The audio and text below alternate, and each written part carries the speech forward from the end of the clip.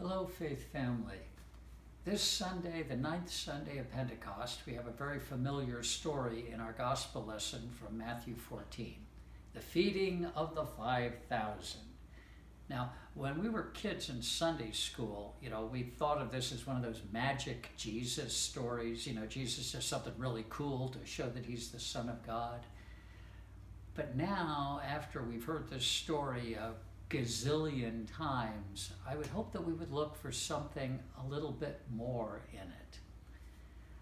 I have a problem when I reread it this year, because Jesus comes ashore, he sees the crowds, he has compassion for them, and the Bible says he cures their sick. We got a lot of sick people here. 4.4 million cases of coronavirus, 150,000 dead Americans. Man, I wish Jesus would come back and cure our sick, because now we seem to be part of that hungry crowd. We may not be hungry for food, but we're hungry for hope. And we're hungry for things to sort of get back to normal, for things to just be familiar. And in the story, the disciples have compassion for the crowd too, because they see that they've come out and they said, it's getting on for dinner time. We better send them away to the town so they can get something to eat. But Jesus says, don't send them away. You guys give them something to eat. What? They said, all we have is 5 loaves and 2 fish. We don't have enough. But Jesus says, make the people sit down on the grass.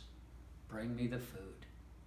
And he looks up to heaven and he blesses it. That is, Jesus says grace. He says, thank you, Dad, for what we already have. He's not whining about what they don't have, what they're missing or lacking. He's coming from a place of God's abundance, not a place of human scarcity. And son of a gun, don't you know, it turns out to be enough.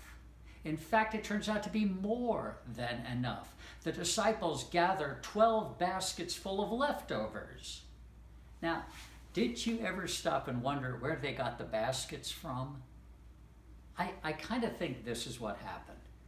Some folks were prudent enough to bring their picnic baskets with them. They said, hey, we're going to go hear Jesus, let's pack a lunch.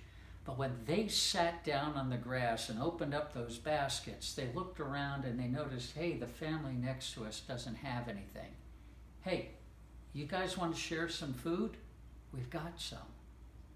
And the miracle here is, instead of just multiplying food, which God can do in his sleep, Jesus created a caring and a sharing community. You see, God has already given us so much. Yeah, there's lots of stuff we can't do right now, places we can't go. We can't use our beloved worship space right now, but we still have the gospel. We still have faith. We still have each other. We still have the imagination to get through this pandemic and create the caring and sharing community.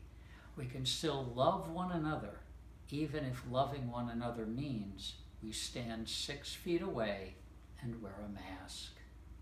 It sounds old-fashioned, but one of the strongest weapons we have right now, spiritual weapons, is our ability to be grateful. May God's peace be with you.